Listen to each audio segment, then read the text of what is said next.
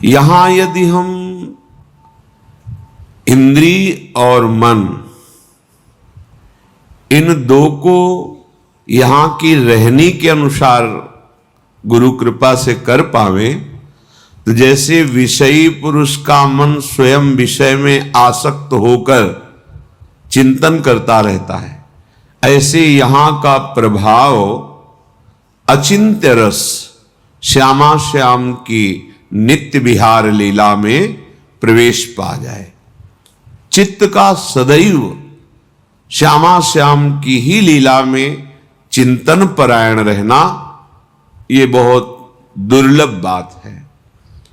ये यहीं से पूर्ण होती है।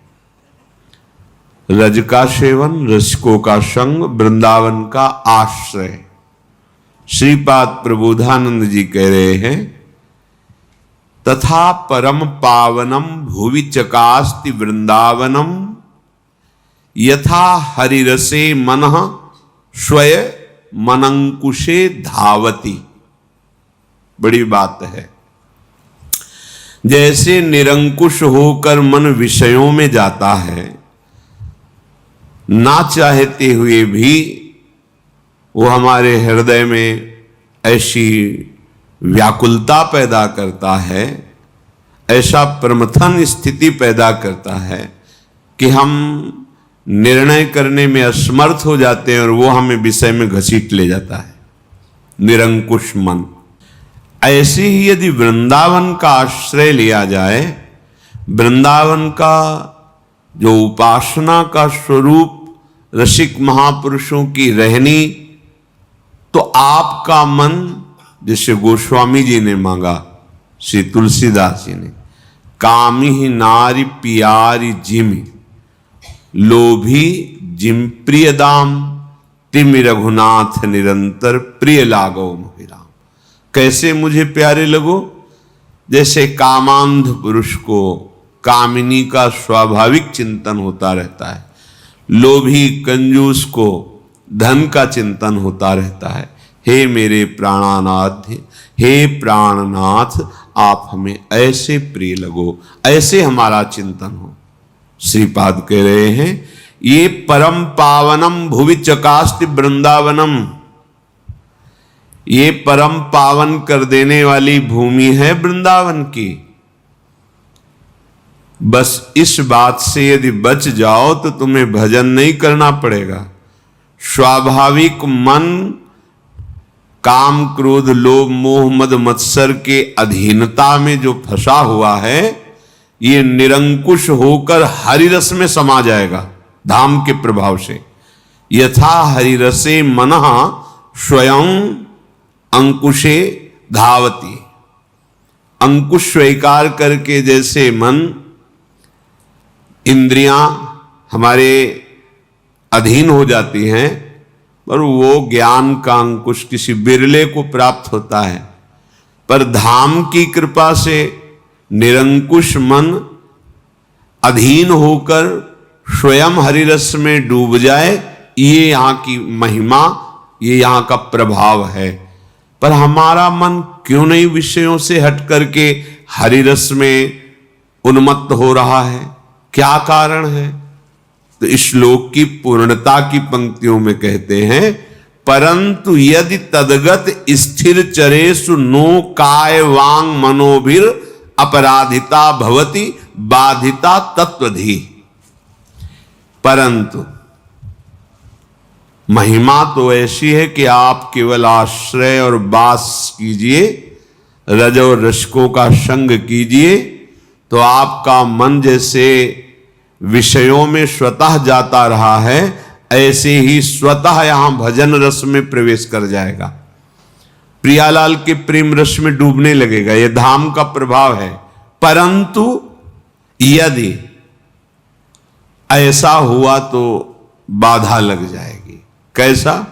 यहां के किसी भी तदगत स्थिर चरेशो, तदगत जो वृंदावन में विराजमान जड़ चैतन्य तुम्हें दिखाई दे रहे हैं, पशु पक्षी मनुष्य दिखाई दे रहे हैं, इनके प्रति यदि कोई भी आपने काय वांग मनोभिर अपराधिता भवति, तो बाधिता तत्वधि, फिर आपकी धी माने बुद्धि, फिर बुद्धि तत्व बोध नहीं प्राप्त कर पाएगी, प्रेम प्राप्त नहीं कर पाएगी।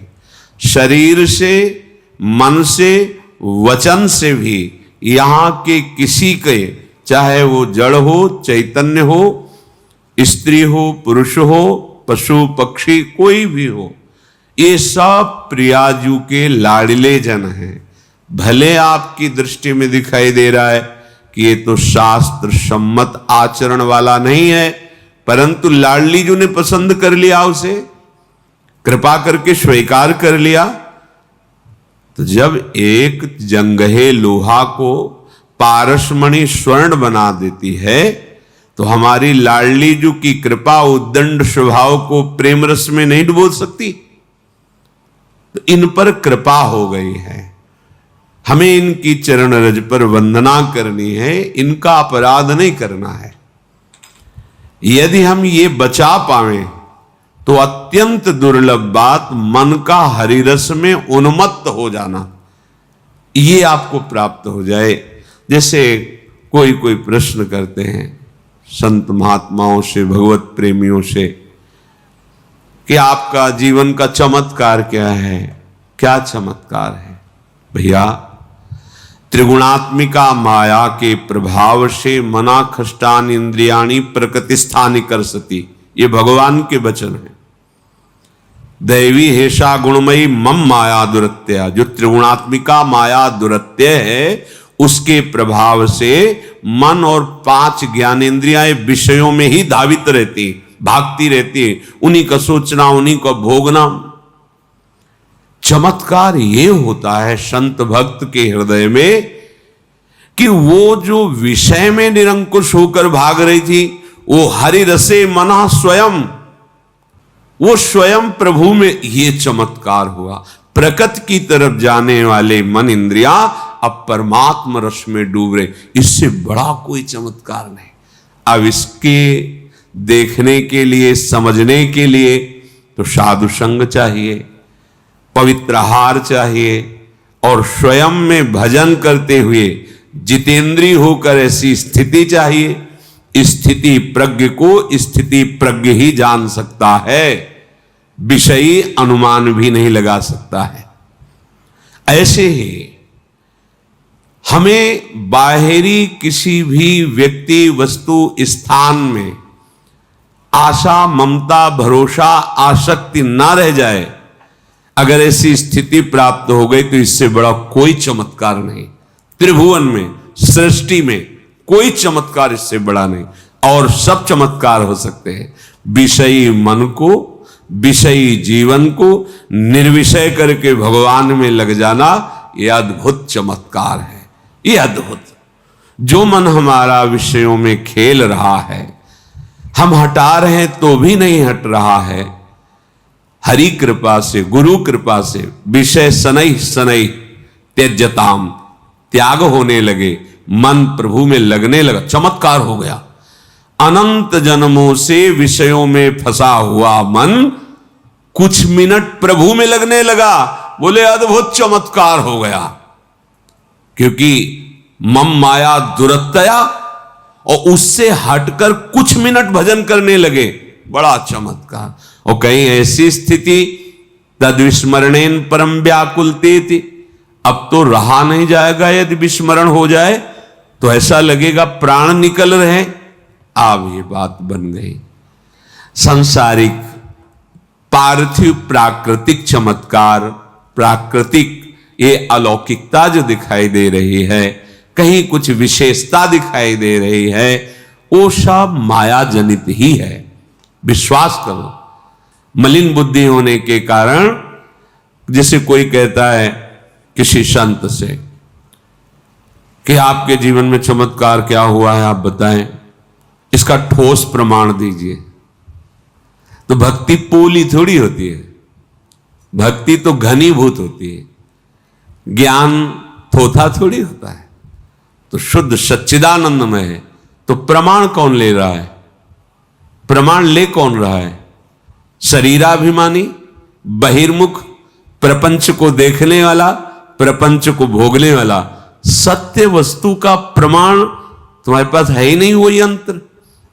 उनको पावन करो तो संत में क्या, असंत में तुम्हें भगवत तत्व का बोध हो जाएगा। संत तो भगवान के स्वरूप ही हैं। जो असंत हैं, पापी हैं, उनमें तुम्हें भगवान के दर्शन होने लगेंगे। ये क्रूरा अपि पापिनो नचसताम संभास्य दृश्यासे सर्वान वस्तुतया निरीक्ष परम स्वाराध्य बुद्धिर्मम। यदि बुद्धि मलिन है तो दुर्योधन को भगवान समझा रहे हैं सामने खड़े होके।